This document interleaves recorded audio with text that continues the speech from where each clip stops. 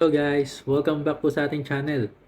May bago po tayong update ngayon galing sa OWA para sa ating mga OFW. And so wag na natin patagalin. Let's go!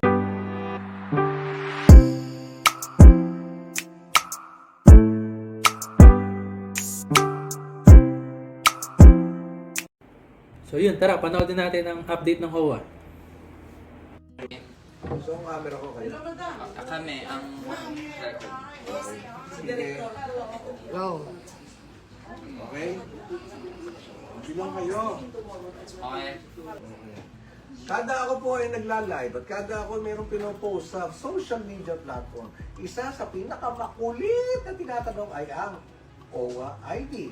Okay, meron na tayong OWA ID noon at meron tayong bago ngayon. Itong OWA ID na to, meron ng karga ng mga discounts, nakalatag na yan sa ating plano, discount sa mga products and services, priority access. So grabe pala yung mga update ngayon ng OWA, no? Ang daming mga gagandang benepisyo makukuha. So dapat talaga magpa-member tayo sa OWA. And pag expired na, pa-renew na, para ma-avail natin mga benefits na yan. Napakaiba pa natin mga servisyo, Grabe. special promotions and offers at co-branded events and programs.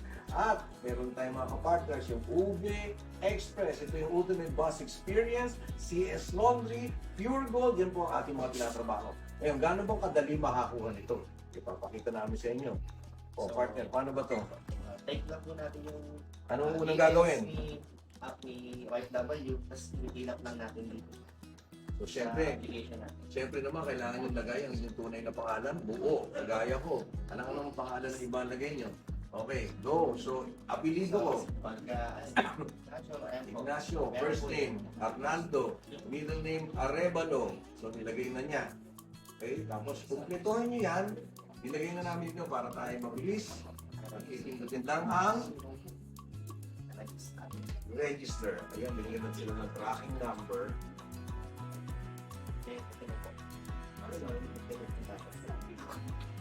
Tapos kukunan ngayon ako ng picture.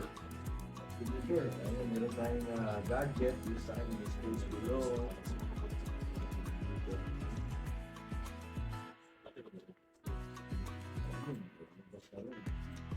After po nun, save lang natin talaga.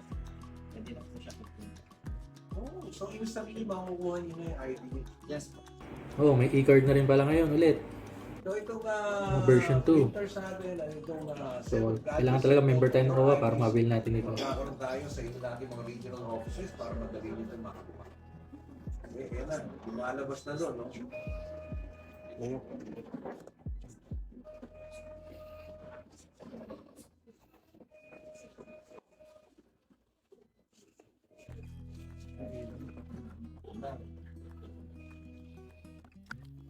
O mga OFWs, wala pang 5 minuto, meron ka ng OWA e-card.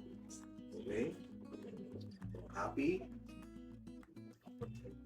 Alam mo Happy. naman tayo dito sa OWA, lagi natin ginagalingan para naman kayo matuwa.